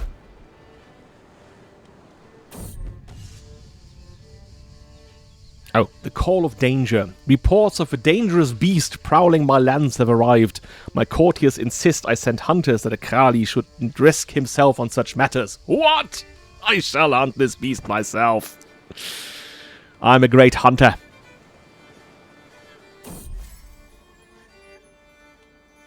Oh. Shortly after I break fast for the day, a servant hands me a small crate. This was delivered this morning on behalf of Lady Luliana of the Goyansky family? Oh, right, okay, he still has that title here. That's called Goyansky now. I will rename that too. Along with this note, intrigued, I unfold the parchment. In light of your well-known fondness for travel, I surmise this cylinder may prove worthy of your attention as it functions as a portable sundial, the note reads. Indeed, neatly packed in straw, the crate contains a boxwood column. Curved lines are edged into its length, each representing the sunlit hours. At one end is an engraved cap, which, upon removal, reveals a hollowed interior. It contains a narrow metal strip, which I infer serves the gnomon, the shadow-casting piece. What a clever contraption. Oh. I guess that's her saying, hey, to you, this might just be, you know, but for me it's something different. Oh. Okay, thank you. I recognize that. I realize that what you're doing there. I can negotiate alliances. I'll have a look at that later. A tale for the ages there. The hunt was flawless. With skill and courage, I tracked the beast to its lair and dispatched it in a direct confrontation. I returned not with scars, but with a magnificent trophy and the tale of a perfect hunt. My courtiers are ecstatic. They speak not of recklessness, but of unparalleled prowess. Bards are already composing songs of my glorious deed. A story that will be told for generations to inspire courage in the hearts of my people. This was not a risk, it was a demonstration of true strength. A tale for the ages. I'm a famed hunter. Oh, wow. Good stuff.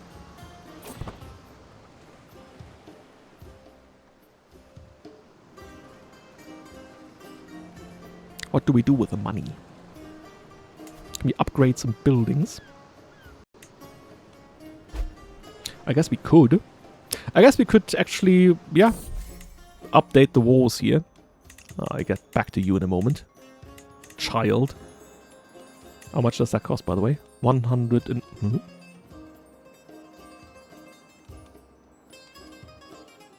Why can't I? I'll get back to that. I enter Stefania's bedchamber, but find the room absent of her. Scattered across her writing desk, however, I find a pile of half-written letters addressed to Bekesh. Who's Bekesh? Is that her father? No, that's Botond. Who's Bekesh? Huh? The letters are filled with details about my court, hiding places, who provides my meals, and the names of malcontent servants likely to betray... What the... I turn back and see Stefania standing bereft in the doorway, like a hunted animal moments before fleeing. You will never ride home again. Yeah, no way he's going to forgive that. She's going to be watched.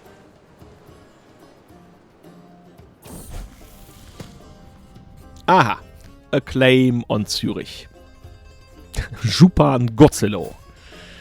Hartwig of Breisgau, yeah, no consequence to this. I guess the only consequence would be if that person was a direct vassal of the Kaiser, and then the Kaiser could press a claim on behalf of his vassal. That would be something that could happen. Oh, she revoked. Look at her doing things. Oh. The alchemist reached for the coppery scroll as the launderer looked on in fear. Then, suddenly I'm interrupted by a fuming Matiyahu. Did you just call my beloved father a swain and a libidinist? He screams. I demand recompense for this grievous insult. Perhaps my high German needs more practice. Yeah, he's not going to grovel.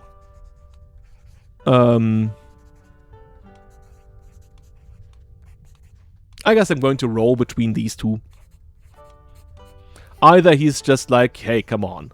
I'm just practicing here, you know. Be a bit lenient. Or he's just like, F you. Both of these things could be true, but he's taking the peaceful option of saying, hey, I'm just practicing, right? It was all a misunderstanding.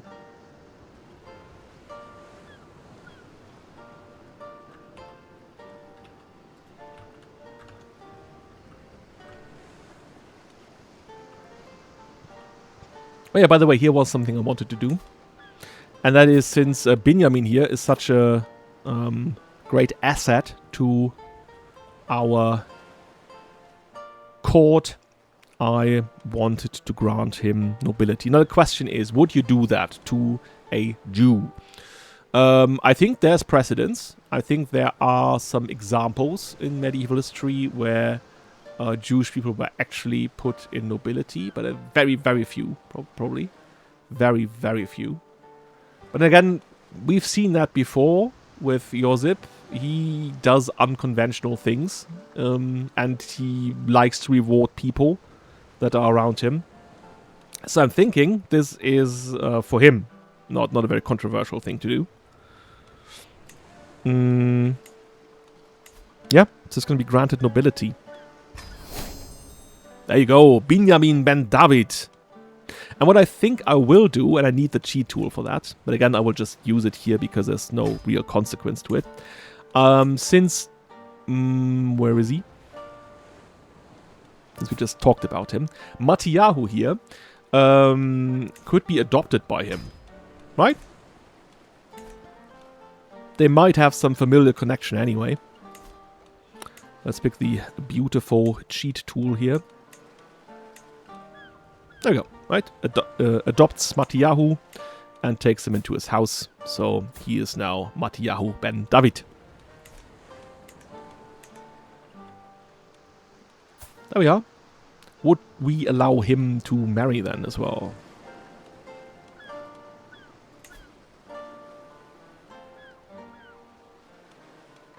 Yeah, I guess probably not someone highborn necessarily.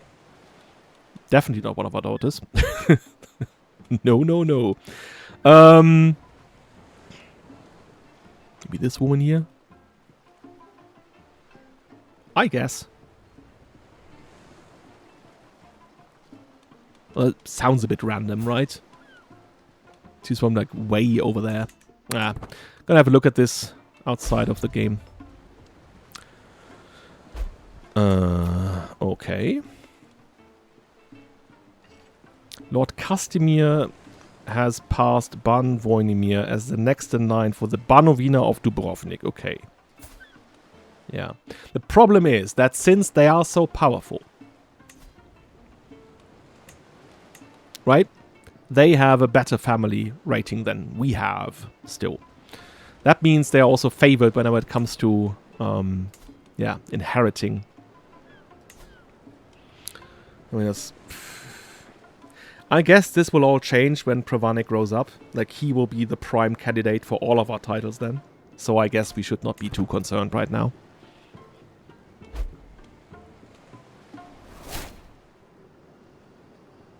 Aha!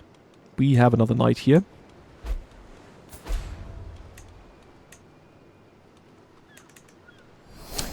Our daughter learned the language. And there we go! The summer of tenderness. For her life is my life. There we go. He's doing proper poetry. For her life is my... Oh, it's gone. Oh, I wanted to read it out. I can pause and look back and read it. It's probably beautiful. Very, very beautiful. Because he is an accomplished poet. Right, okay, that's the one about if I wanted to actually have another alliance. 800. That's not too bad, is it? Is fighting in the Holy War. But he is not the direct attacker, so we cannot call us into this. Okay. Let's pick him. Oh yeah, would mean we have quite some allies now, right? At some point I can definitely look into like what would happen if we went to war with the Byzantine Empire.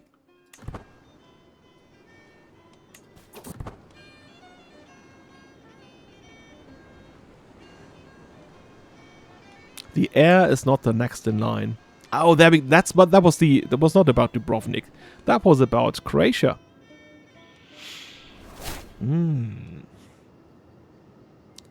Investments. Oh, would you look at that?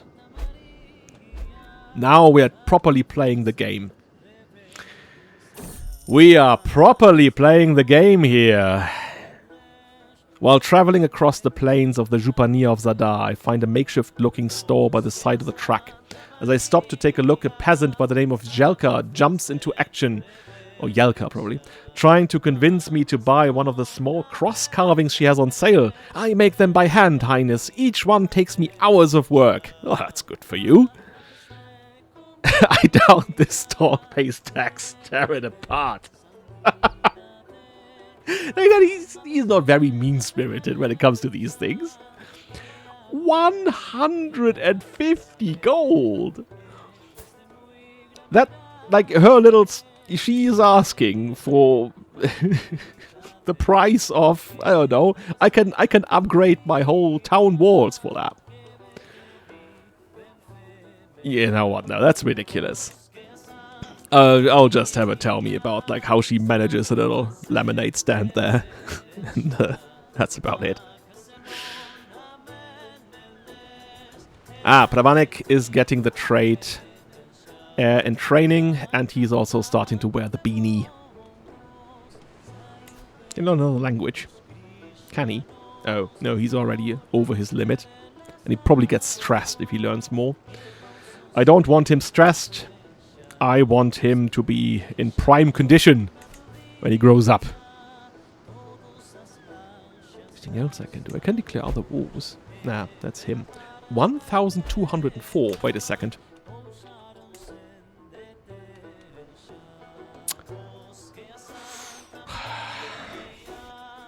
That is exactly what I was looking for. To have him in another war, and in this case with our old enemy, Sultan Tamim, who is better than him and who is crushing him. This could be our moment. I don't like to do these things at the end of an episode, but at the same time I don't want to go into strategy mode whenever it gets to this. He is opportunistic. He is going to strike when his enemy is weak. And he sees his enemy being weak. And he has all the means. So what can we do? The Juredachi. Duklia or Rashka. That makes total sense. You can also seize a peripheral duchy. That would add Machva as well. Smyrna and Antioch. Yeah, that's what we want to have. We're going to war for Antioch? Yes. Now, if we fight this war, I want this to be a de jure war. Lubislav's claims. Nah. Bring the Byzantine Empire under tribute. I guess that would be lovely. I guess we would get a lot of money that way. A border raid. No. I want to seize the de jure duchy. Now, which one? This one here would... That would be these two, and that would be these two. Which one suits us better? I guess when it comes to painting the map, that one would be nicest. I know that some of you people care about this. I do too, by the way. And this would make our kingdom look a bit nicer, because we don't have this kind of appendix over here that's connected to nothing. And that is just, yeah, that is a beginning for us to properly take control of the Kingdom of Serbia. But I do see we have to fight more wars after that, right? Wait a second. Wait a second.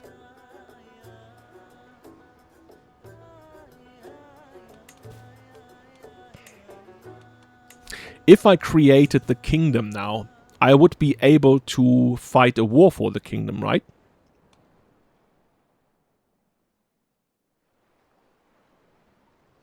And if he's going to do anything, he is going to go all in. Damn it. Why do I have to get stressed for this? How bad is it? I guess he gets minute stress for this, like 1 probably for every 10.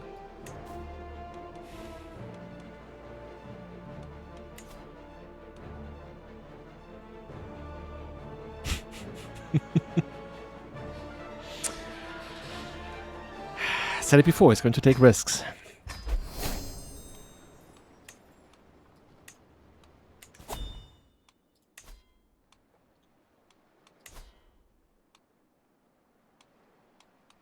What? No. I thought we would have the option to now say, you know, do a war for the Jura Kingdom. Oh, that's not nice. That is not nice at all. I thought we would get more options here now. Well, I guess in that case we take Duklia. But for some reason, I now have better treasury. Maybe because I get more tax from them now, because I'm now their de jure liege. I don't understand this at all, but I'm taking it. And anyway, I guess we'll do that then. We go for the Banovina of Duklia. The other options would be nice as well. I mean, that would get us a whole new duchy. So that would be nice too. But it's also just two different counties. That is 2 counties, and I guess that one is 2 counties as well. So there's no.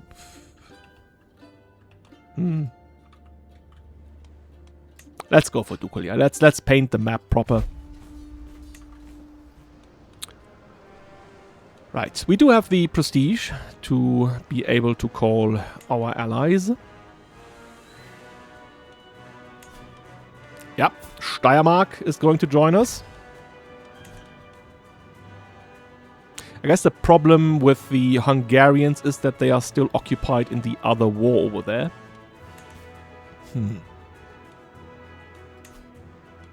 I guess I can request governor support. That would cost influence. I don't like to invest influence if I can't help it.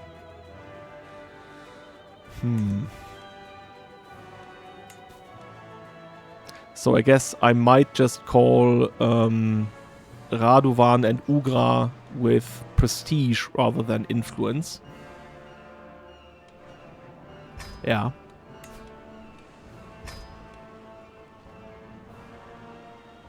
I guess we can wait for them to finish their war. They're almost finished anyway.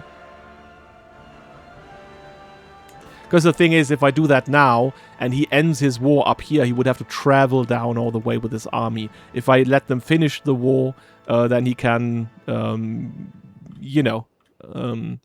raise his army somewhere more closer to our borders. We do have some money to maybe look for mercenaries too. I guess we still have them for 2 years. The Hammers of Venice.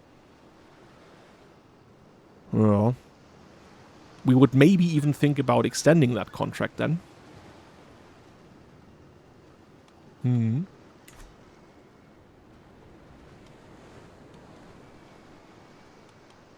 Right. We will see if we've gone too far. uh...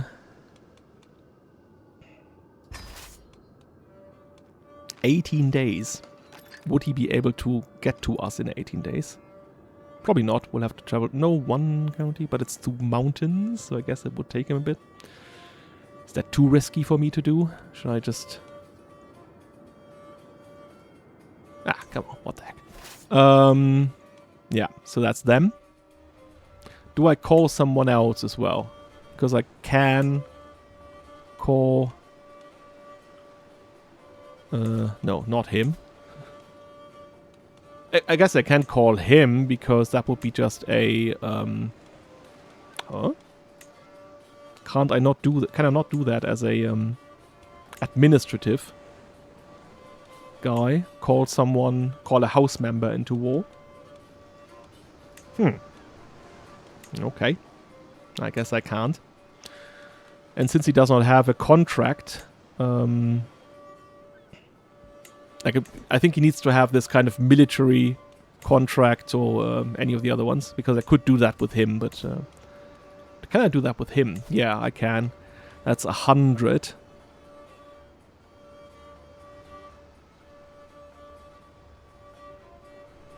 Maybe we can see to it that we do it that way, and then if we see that we are running into problems, then we can think about more mercenaries or more allies and so on. Right. Yes, of course I shall join you in this war.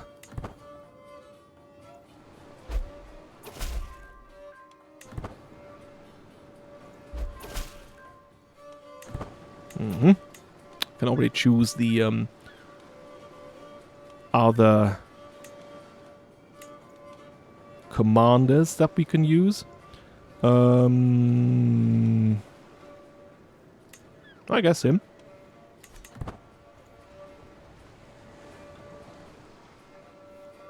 Yep, they are coming. Why is this only better army commander, higher quality, more men-at-arms counter? Okay. Well, I guess we can now pick the options that we pick in these cases. Come on, they're just 300.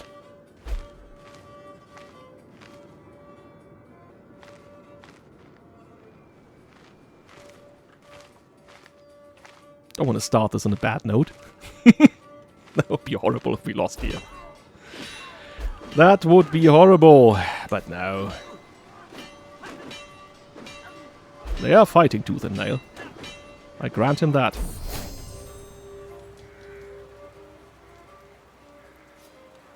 Oh, dear lord.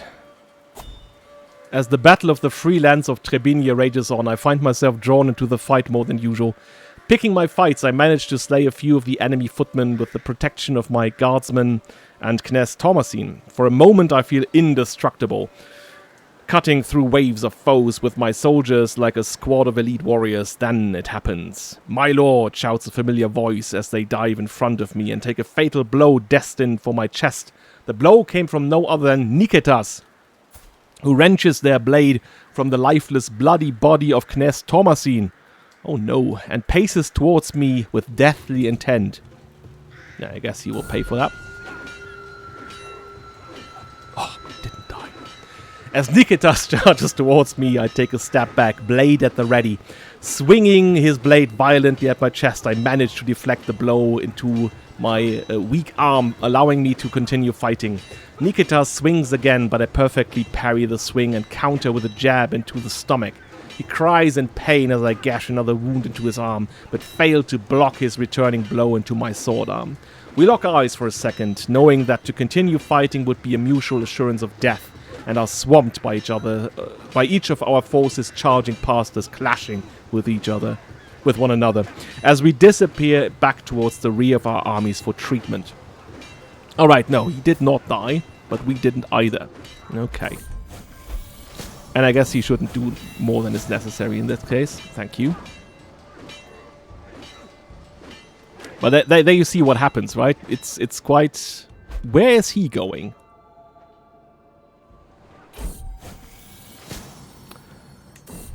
And now I'm ill? Jesus Christ. Oh, he's also... He is severely injured. Oh god damn it. Oof. We won, but it definitely cost us. The clash of steel is faded and the dust settles on the battlefield of Travunia. Your forces have emerged triumphant against the army of Strategos Morga. Oh, he's a Norman. I guess that makes sense. He knows how to do battle. It was a glorious day in the end, but at what cost? Jesus Christ. At least we are quick.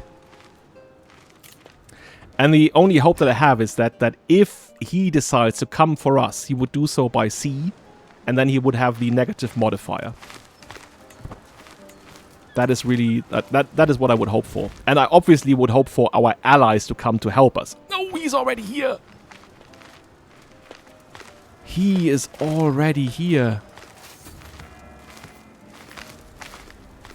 I'll be there faster than him. Because I would want to have at least the 9 days. And he's there 1 day left? That can't be it.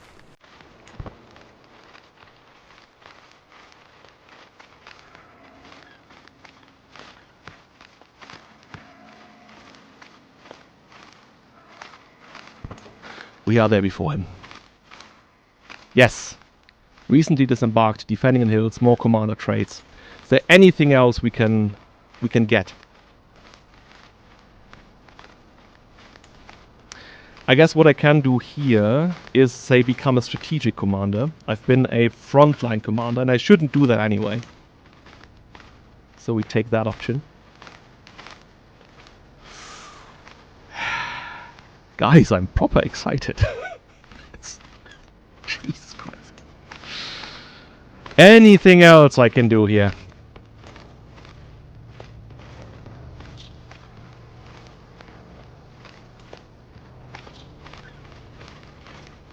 Because this doesn't necessarily mean anything. Again, he has Cataphractoi. The only good thing is that we are in a hilly area, so that means the Cataphractoi get disadvantage. Oh, there we are.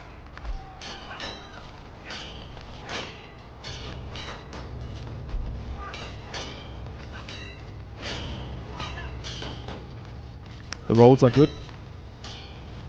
Yeah, Jorge.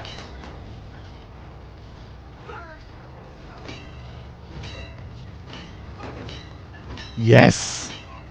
The commander was killed.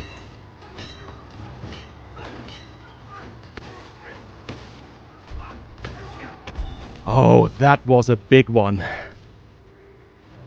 That was a big one. A glorious day. Oh, wow. The Battle of Risan. Our armored footmen, of course. And our knights. There we go. Of course, the Cataphractoi, right? Because they're just, as you do see here, 137 attack. Like, that is the best we can do. 32. But they lost 90 of them. That is great. That is actually the best possible outcome for this. Killing the commander as well. Oh, I got a perk. Give me the perk. I'm avaricious. Yes. Might even think about going into martial right now. I will think about that later. Because for now, I will leave it hanging here.